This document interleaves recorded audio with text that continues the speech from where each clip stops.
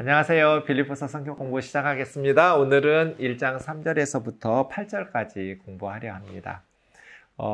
본문을 좀 읽겠습니다. 여러분 읽을 때는 펜 드시고 꼼꼼하게 모르는 거 밑줄 그어 가시면서 내가 너희를 생각할 때마다 나의 하나님께 감사하며 간구할 때마다 너희 무리를 위하여 기쁨으로 항상 간구함은 첫날부터 이제까지 복음에서 너희가 교제함을 인함이라. 너희 속에 착한 일을 시작하신 이가 그리스도 예수의 날까지 이루실 줄을 우리가 확신하노라. 내가 너희 무리를 위하여 이와 같이 생각하는 것이 마땅하니 이는 너희가 내 마음에 있음이며 나의 매임과 복음을 변명함과 확정함에 너희가 다 나와 함께 은혜에 참여한 자가 됨이라. 내가 예수 그리스도의 심장으로 너희 무리를 어떻게 사모하는지 하나님이 내 증인이시니라. 아멘. 저는 한 단어도 그냥 대충 넘어가지 말고 좀 깊이 있게 꼼꼼하게 살피시도록 이렇게 부탁드립니다. 언제나 성경을 공부할 때는 한 단어 한 단어 꼼꼼하게. 근데 첫 시간에 말씀드렸지만 물론 처음부터 끝까지 한 번에 쭉 편지는 그렇게 읽는 거죠. 빌립보서를 대할 때도 1장 1절부터 4장 끝절까지 한 번에 쭉 읽는 습관들 들이시고 그 다음에 이제 짧게 우리처럼 공부할 때는 한 단어 한 단어 꼼꼼하게.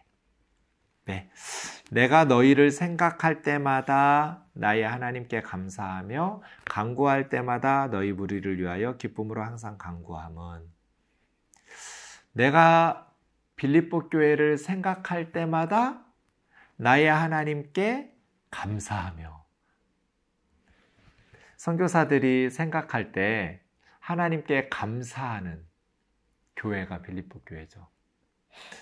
저도 목회하다 보면 어떤 성도님을 생각하면 정말 하나님께 감사하고요. 어떤 성도님을 생각하면 정말 하나님 앞에 탄식이 나오기도 해요. 안타까워서.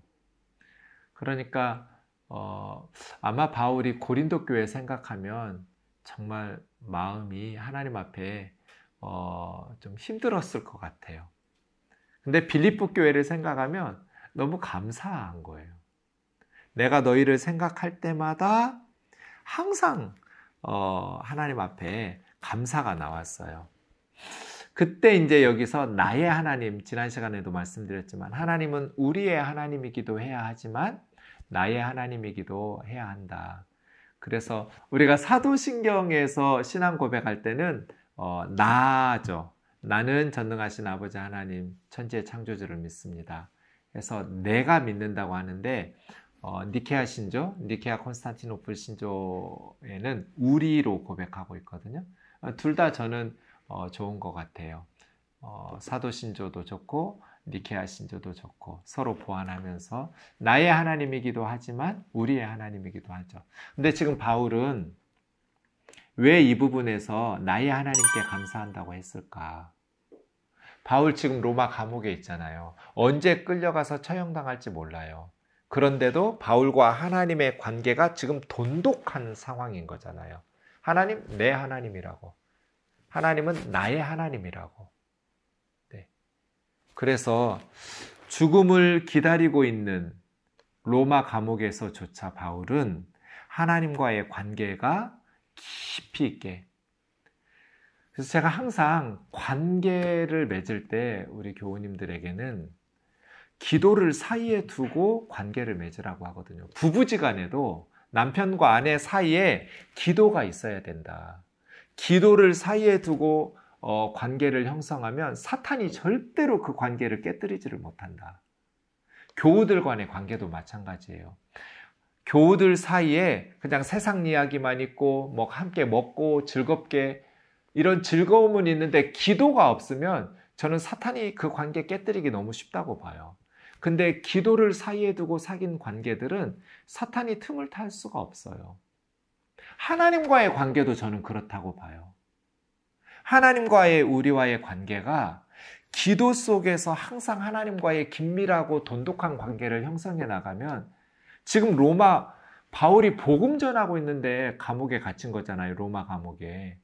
그렇게 어찌 보면 하나님 너무하시네. 내가 하나님 일 그렇게 열심히 하는데 이렇게 고통스러운 삶을, 이렇게 억울한 삶을 이렇게 안 도와주시나? 이런 식으로 마음이 하나님에 대해서 서운할 수도 있는데 그렇지 않아요. 저는 나의 하나님께 감사. 이게 지금 바울의 영적 상태를 가늠해 볼 수 있는 표현이라고 보거든요. 내 하나님이라고, 하나님은. 우리 하나님도 아니에요. 그냥 나의 하나님께 감사해요. 이런 것들이 언제 불려나가서 처형당할지 모르는 상황이지만 감옥에서조차 바울은 하나님과 긴밀한 사귐, 하나님과의 돈독한 관계들을 형성하고 있다. 우리도 그래야 하지 않을까? 어떻게 바울이 이럴 수 있을까? 항상 기도하고 있었거든요. 그래서 내가 너희를 생각할 때마다 나의 하나님께 감사하고, 정말 빌립보 교회 그럴 것 같아요. 엄청 맞았잖아요. 죽을 뻔했잖아요. 빌립보 감옥에 갇혀서. 그렇게 개척한 교회인데 그런 수고가 있었기 때문에 또 벌거벗기고 매를 맞고 수치와 모욕과 이러한 아픔들이 있었지만 그럼에도 불구하고 간수의 가정, 또 귀신 들린 여종, 또 빌립보의 루디아 여집사님 같은 이런 분들이 한 분, 두 분 예수님을 믿으면서 교회가 세워지는 이러한 빌립보 교회를 생각할 때 바울은 정말 하나님께 감사 이렇게 할 것 같아요. 수고하지 않은 사람은 감사할 게 많지 않아요. 그렇지 않겠어요? 바울이 이런 수고를 통해서 하나님의 교회가 세워지니까 이런 감사를 하는 거죠. 그죠? 제가 개척해서 교회를 이렇게 부족하지만 목회하면서 정말 감사해요. 나같이 모자란 사람에게 하나님께서 직분 주셔서 교회 개척하고 또 교회를 섬길 수 있도록 해주신 것들이 너무 감사해요. 근데 제가 적당히 목회하고 그냥 적당히 했다면 별로 감사할 게 없을 것 같아요. 근데 정말 수고하고 고생해서 하나님께서 불쌍히 여기셔서 이렇게 한 영혼 한 영혼 열매들을 거두게 하셔서 세워나가는 것들은 수고한 만큼 감사도 더 진하지 않을까, 그런 생각이 듭니다. 어쨌든 하나님과의 관계가 돈독해지고 더 풍성해지고 또 그 사역이 하나님 앞에 감사가 더 진한 향기가 뿜어나는 것은 얼마만큼 우리가 충성되게 하나님의 나라를 위해서 헌신하는가에 따라서 달려있는 것 같아요. 근데 저희 감사도요, 저는 바울서신 읽을 때마다 이게 바울이 수도꼭지라면 이걸 돌리기만 하면 바울은 감사가 나와요.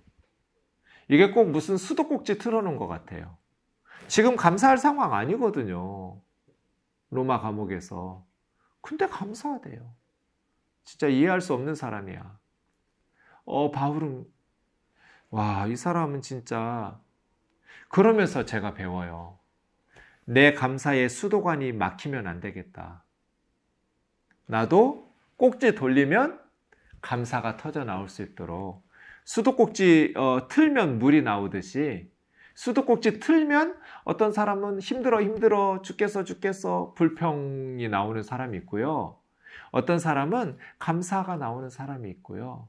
바울의 수도꼭지는 그래서 늘 지금 감옥에서 죽음을 앞둔 상황에서도 바울이 감사의 물이 흘러 넘치도록 쏟아져 나오도록 했던 것처럼 이런 것들도 우리가 좀 본받아야 될 부분들이 아닌가, 이런 생각을 합니다. 4절도 보면 간구할 때마다, 전 이것도 그냥 넘어갈 수 없는 단어예요. 바울은 선교사로서 복음의 씨앗을 뿌리고 기도로서 물 준 것 같아요. 그냥 복음 뿌리고 끝난 게 아니라 끊임없이 기도를 해요. 그래서 꼭 말씀의 씨앗을 뿌린 후에 기도에 물을 주어야 싹이 나고 정말 바울은 기도로 길러냈구나. 바울 서신 읽을 때마다 저는 이런 거 항상 느껴요. 간구할 때마다 너희를 무리를 위하여 기쁨으로 항상 간구했대잖아요. 항상 간구. 빌립보서뿐 아니에요. 그래서 기도 없이 사역을 어떻게 할 수 있을까요? 선교든지 목회든지 교회에서 가만히 보면 전도하는 사람들은 반드시 기도해요. 기도 없이 전도의 열매를 맺을 수가 없어요. 네. 바울처럼 저는 돈이 없어도 목회는 할 수 있다고 봐요. 뭐 집에서 하면 되죠. 뭐 자비량으로 얼마든지. 네, 제가 개척했을 때 1년 동안 사례비를 못 받았거든요. 가능하더라고요. 돈이 없어도 목회는 할 수 있어요. 사람이 없어도 목회는 가능하더라고요. 네, 그냥 아내하고 저하고 새벽기도 많이 드렸어요. 아내 앉혀놓고 설교 많이 했죠. 새벽 예배 때마다. 네, 뭐 사람이 없어도 목회 가능해요. 근데 기도가 없으면 목회가 불가능하더라고요. 이건 그냥 제가 하는 말이 아니고요. 경험이에요. 기도가 없이는 선교도 목회도 불가능해요. 그래서 돈이 없어도 가능한데 기도 없이는 불가능해요. 사람이 없어도 가능한데 열심히 전도하고 다니면 되죠, 뭐. 근데 기도가 없이는 불가능해요. 그래서 여러분 항상 뭐 목회자들, 선교사들만 그렇겠어요? 모든 그리스도인들은 바울처럼 말씀의 씨앗을 뿌렸으면 어떤 영적인 열매를 아이들을 신앙으로 양육하든지 뭐 가정에서든지 교회에서든지 끊임없이 기도로 길러낸다. 이것을 우리가 성경에서 배울 수 있습니다. 근데 기도할 때는 두 가지예요. 첫 번째는 기쁨으로, 두 번째는 항상. 기쁨으로 항상 간구했다고 그러잖아요. 로마 감옥에서 그냥 탄식하면서 울부짖을 것 같은데 기쁨으로 억지로 기도한 게 아니라 의무감도 아니에요. 그냥 기쁨으로 기도하는 거예요. 기도할 수 있다는 게 얼마나 행복한 일이에요. 최근에 우리 자매님이 이렇게 암으로 천국에 갔어요. 전 눈 뜨면 그 자매 기도했거든요. 기도 제목 1번이었고 하루 종일 기도했어요. 39살 먹은 젊은 자매님이 5살 난 딸 아이를 두고 지금 말기 암으로 위험하니까 목사가 무슨 기도하겠어요. 근데 10월 10일 새벽 12시 15분에 천국에 갔거든요. 그러니까 갑자기 제가 기도 제목 1번이 사라졌어요. 그리고 깨달아요. 기도할 수 있다는 것이 행복했구나. 이제 기도할 필요가 없어졌어요. 천국에 갔으니까. 기도할 수 없다라는 게 이렇게 슬픈 일이구나. 기도할 수만 있어도 그거 참 감사한 거구나. 그런 생각 참 많이 했어요. 기도할 수 있다는 거 얼마나 감사한 일이에요. 기쁨으로 간구하는 거예요. 언젠가 이제 신방에 가서 기도하자고 했더니 여자아이 꼬맹이 한 3살, 4살? 뭐 이 꼬맹이가 빵 터졌어요. 기도합시다 했더니 목사가 자기 집에 가서 기도하자고 한 거예요. 그랬더니 이 어린 유치부 꼬맹이 여자아이가 갑자기 고개를 푹 숙이더니 우는 소리를 내는 거예요. 주여, 주여, 뭐 이러면서. 그래, 너 지금 뭐하니? 그랬더니 왜 어린아이가 기도하자는데 우는 소리 흉내를 냈을까요? 어른들이 맨날 기도하자고 그러면 우는 기도밖에 안 한 거예요. 아이 앞에서. 우리 기도하자면 주여 이렇게 기도하잖아요. 그래서 아이들은 못 속여요. 아이들이 기도는 그렇게 우는 건가 보다 하고 흉내내는 거죠. 이거 여러분 좀 문제 있지 않나요? 물론 때로 우리가 탄식하면서 울면서 간절히 기도할 때도 있지만 기쁨으로 항상 간구할 수 있는 거, 웃으면서 기도하는 거, 하나님 앞에 좀 웃으면서 기도할 수는 없을까요? 하나님 감사해요. 근데 있잖아요. 돈 좀 주세요. 좀 주시면 안 돼요? 이러면 더 주실 것 같지 않아요? 왜 안 줘요? 승질내면서 기도하는 것보다는 기쁨으로 간구하는 거 한번 좀 생각해 볼 필요 있을 것 같아요. 지금 바울 상황이 기쁨 상황도 아니고요. 빌립보 교회 상황도 기뻐할 상황도 아니에요. 지금 쌈박질하고 있는 분열된 교회예요. 그런데 바울은 기쁨으로 간구해요. 이게 무슨 일이래요, 이게? 감옥에서 죽음을 앞둔 사람이. 그리고 지금 분열해가지고 쌈박질하고 있는 교회 편지 쓰면서 기쁨으로 항상 간구한다고. 참 이거 그런데 이게 기도 같아요. 하나님 앞에서. 이것이 영적인 거인의 향기 아닐까요? 그 다음 기도는 기쁨으로 하는 거고요. 항상 하는 거예요. 항상. 필요할 때만 가끔 한 번씩이 아니고요. 항상. 하다 말다 하는 게 아니고 항상. 기도는 쉼 없이 항상. 여기서 항상은 밥도 안 먹고 잠도 안 자고 24시간 이게 아니에요. 일주일 내내 쉼 없이 항상 비가 왔어. 이 말은 24시간 계속 비 왔다라는 뜻일 수도 있지만 그런 뜻이 아니라 하루도 빠지지 않고 매일 비가 왔어. 이런 의미잖아요. 쉬지 말고 기도하라는 건 그냥 밥도 먹지 말고 잠도 자지 말고 24시간 기도만 하라는 뜻이 아니고요. 빼먹지 말고 꼬박꼬박 정기적으로 항상 쉼 없이 가끔 한 번씩 기억나면 한 번씩 하다 말다가 아니라 항상 그런 뜻이에요. 네. 첫날부터 지금까지 첫날은 언제겠어요?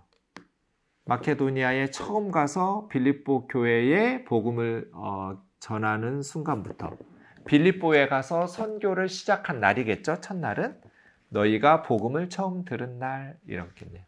지금까지 네. 복음 안에서 너희가 교제함을 인함이라. 이건 무슨 말일까요? 복음에서 너희가 교제했다. 복음 안에서 바울과 교제했대요. 그래서 항상 하나님 앞에 감사하대요. 그리고 기쁨으로 항상 간구했대요. 복음 안에서 교제했기 때문에 이건 뭘까요? 네, 선교 후원했다는 뜻이에요. 바울의 선교에 빌립보 교회가 동참했다. 복음 전하는 일에. 빌립보 교회는 그런 의미에서 진짜 가난한 교회였거든요. 고린도 교회는 굉장히 부유한 교회였어요. 근데 선교 후원한 적이 없어요. 그래서 바울이 직접 브리스길라 아굴라 집사님 부부에 취직해가지고 짐승 가죽 벗겨가면서 텐트 메이커 천막 만들어가면서 육체 노동하면서 생계비와 사역비를 벌어서 고린도 교회 개척했어요. 근데 빌립보 교회는 고린도에 있을 때도 바울의 선교비를 보내준 고마운 교회예요. 근데 가난한 교회였어요. 마케도니아에 아주 그들의 극한 가난이 더 풍성한 선교 후원으로 이런 고백들을 쓰거든요, 바울이. 그러고 보면 빌립보 교회는 참, 네. 복음을 처음 들었을 때부터 지금까지 선교에 동참한 교회. 믿음이 좀 자라나면 선교하는 거 아니에요? 그래도 내가 뭘 안다고 전도를 하고 선교를 해. 아니요. 언제부터? 복음 안에서 교제해요? 선교해요? 처음 예수 믿을 때부터 언제까지? 지금까지. 초신자 때부터 천국 갈 때까지 복음 전하는 일에 복음의 교제가 있어야 돼요. 코이노니아. 복음 안에서 이 복음을 전하는 일에 선교 후원하는 일에. 저는 아예 그냥 우리 교회 등록해서 첫 신방 가면 물어요. 아이들이 있으면 둘 중에 하나 골라. 잘 생각해보고 골라. 나갈래? 뒷돈 댈래? 그래요. 그럼 뻥해요, 애들이. 선교사로 나갈 거냐고, 나간 선교사님 뒷돈 댈 거냐고, 둘 중 하나 골라. 그러면 대부분 아이들이 뒷돈 댈게요. 그래요. 너 약속 지켜. 가끔 아이들은 나갈게요. 그래요. 그럼 이제 제가 긴장해요. 걔는 기도를 시작하거든요. 네, 특별 기도. 그래서 나갈 놈이니까 선교사로 나가든지 뒷돈 대든지. 언제부터? 복음을 들은 첫날부터. 예수 믿기 시작한 첫날부터 복음 전하는 일에 나만 구원받으면 돼요? 제가 대학생 때 이제 한 학년 후배, 저는 CCC 출신인데요. 를 전도했어요. 제가 전도하지 않았는데 그때 이제 신입생들에게 모든 선교단체들이 전도하잖아요. 그래서 이제 낚시질 한다고 피싱 간다고 하는데 신입생을 낚시하러 피싱하러 복음 들고 막 또 먹을 것도 좀 주고 이렇게 하면서 경상도 마산 형제를 신입생을 전도했어요. 처음 복음 들었어요. 그리고 예수님을 영접했어요. 너무 충만하고 뜨거워졌어요. 근데 며칠 있었더니 얘가 맨날 우리 동아리 방에 왔었는데 사라졌어요. 며칠 동안. 애가 사라졌어요. 그때는 뭐 핸드폰도 없던 시절이어가지고요. 그리고 며칠 만에 왔어요. 그래서 물었어요. 너 어디 갔었어? 고향에 갔다 왔대요. 마산에 다녀왔대요. 왜? 거기서 올라온 지 얼마 되지도 않았는데 고향에 왜 갔냐고요. 집에 전화했대요. 아버지, 제가 중요하게 할 말이 있으니까 큰 집 식구들, 작은 집 식구들, 어머니 또 누님 뭐 다 모아놓으라고. 나 정말 중요한 할 말이 있다고. 아니, 서울에 대학 올라간 아들이 뭐 중요한 할 말이 있다니까 친척들이랑 다 집에 모아놓은 거예요. 그래서 얘가 저희들한테 들은 대로 사형리 복음 전하는 거예요. 하나님이 여러분을 사랑하십니다. 놀라운 계획을 가지고 계십니다. 그래서 예수 그리스도의 복음을 전한 거예요. 그래서 우리가 물었어요. 그래서 어떻게 됐어? 아버지가 그랬대요. 니나 믿어라. 그래가지고 울면서 예수 믿어야 된다고 복음 전하고 왔는데 안 믿었다고 같이 기도해 달라고. 지금 그 친구는 목사가 되어서 미국에서 목회하고 있고요. 그 가족들 많이 전도되었고요. 전도는 언제부터 시켜요? 복음 안에서 교제는 언제부터 해요? 믿는 첫날부터. 그리고 하다 말다가 아니라 꾸준히 지금까지. 선교 후원은 그런 거죠. 기도도 그런 거고요. 그죠? 네. 제가 IMF 직후에 교회를 개척했는데요. IMF 때 선교들을 다 중단했어요. 한국교회가. 많은 교회들이. 막 1달러 800원 하던 게 막 2,000원 넘어가고 하니까 기존에 하던 대로 후원금을 선교사님들에게 보내줘도 달러로 받을 때는 반도 못 받는데 거기서 더 줄이니까 못 버티고 많이 한국으로 돌아왔죠. IMF 때. 그러면 안 되죠. 교회가 존재하는 한 마지막으로 선교비를 중단하는 거예요. 네, 저는 그렇게 생각해요. 교회가 존재하는 한 주님 다시 오시는 날까지 예수 믿는 사람들은 교회든지 개인이든지 복음 전하는 일에 동참해야 된다. 복음 전하는 일에 교제, 코이노니아가 있어야 된다. 그게 6절이에요. 너희 속에 착한 일을 시작하시니까 그리스도 예수의 날까지 이루실 줄 우리가 확신하노라. 여기 문맥에서 떨어뜨려가지고 이 구절 아무 때나 써먹으시면 안 돼요. 이거 지금 선교 얘기예요.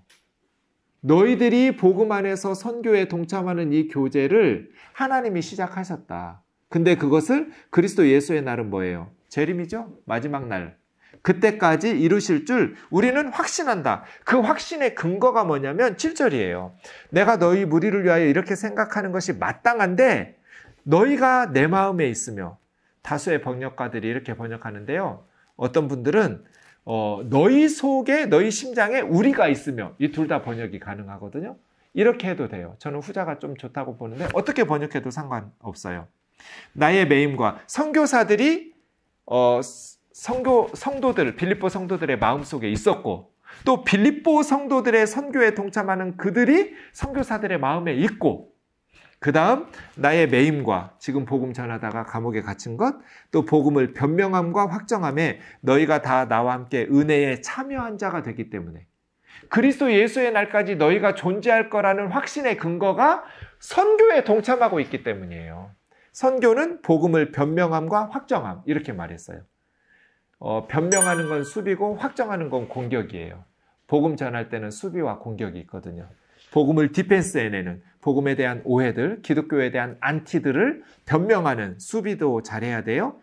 이거 그냥 잘못된 거 변명하는 게 아니라 올바른 거 공정하게 팩트 체크해가면서 이런 변명을 하는 것이 필요하고요.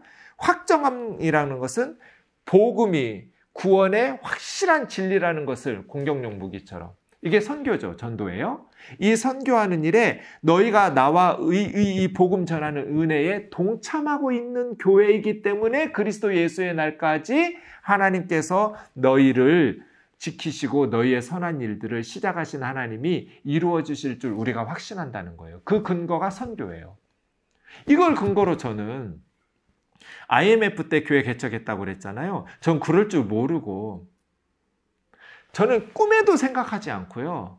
선교사님들이 한국에 온다는 거예요. 그래서 우리 교회가 오지 말라고 우즈베키스탄에 있는 한 선교사님에게 우리가 선교비 되겠다고. 목회자들은 사례비 못 받았어요. 교회 개척하는데 성도들도 없고 돈도 없으니까. 근데 첫 달부터, 개척한 첫 달부터 선교비를 보내기 시작했어요.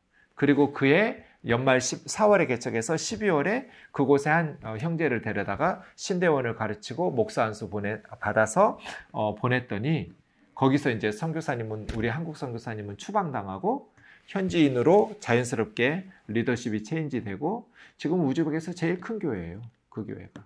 이제는 우리가 재정적 후원은 필요 없이 기도로만 후원해도 되는 교회가 자라났죠. 개척한 첫 해에 IMF 아니었으면 안 했을 것 같아요. 근데 IMF라는 상황 때문에 우리 아무것도 없고 지금 목회자 월급 10원도 못 주고 있는 상황에서 선교하기 시작한 거예요. 저보다 똑똑하고 영성 깊고 말씀을 잘하는 우리 동기 목사님들 수두룩해요. 그런데 지금은 교회가 참 힘들어요. 개척해서 교회 성장하고 자립하기가 너무너무 힘들어요. 제가 볼 때는 정말 좋은 목사님인데 정말 너무너무 탁월한 주의 종인데 교회가 너무 힘든 교회들이 많아요. 근데 그에 비해서 저는 건강도 안 좋지만 영성도 천박하고 너무너무 부족한 게 많은 사람인데 하나님께서 사람들을 막 보내주시더라고요. 그 지하로. 왜 그랬을까요? 저 몰랐거든요. 여기 알면서 이런 거구나. 그래서 우리 교우들한테 말해요. 그리스도 예수의 날까지 우리 교회 망하기 싫으면 선교하라고. 말로만 선교하지 말고 실질적으로 선교하시라고. 한국교회가 이렇게 타락했는데 기독교 2000년 역사에 가장 타락한 기독교라고 말하잖아요. 지금 한국교회의 모습을. 제가 봐도 그래요. 역사책을 아무리 읽어봐도 기독교 역사를 읽어봐도 이렇게 타락했던 기독교가 없어요. 그런데 왜 하나님께서 한국교회에 은혜를 베풀어 주실까요? 저는 한국교회가 선교사님들을 먹여 살리는 게 아니라 선교사님들이 한국교회를 먹여 살리는 것 같아요. 하나님께서 복음 전해야 되기 때문에 이렇게 타락했음에도 불구하고 한국교회를 더 시간을 우리에게 기회를 주시는 것 아닐까? 이런 생각이 들어요. 마지막 8절, 내가 예수 그리스도의 심장으로 너희 무리를 어떻게 사모하는지 하나님이 내 증인이시니라. 네. 각자 해석해 보시고 적용해 보시죠. 시간이 너무 지났네요. 다음 시간 9절에서 11절까지 살펴볼 때 8절은 한 번 더 생각하도록 하겠습니다. 한 단어도 그냥 허투루 읽지 마시고 꼼꼼하게 깊이 있게 그렇게 깊은 의미들을 생각하면서 정확하게 해석하고 지금 나에게 하나님께서 이 말씀을 통해서 내가 회개해야 될 게 뭔가, 내 신앙에서 변화되어야 되고 기도 제목으로 삼아야 될 것이 무엇인가, 나는 어떻게 더 자라나야 되는가, 말씀의 사람, 성경적인 신앙을 구축해 나가기 위해서 무엇을 노력해야 될지들을 생각해 보면서 적용하고 순종하면 좋겠습니다. 감사합니다.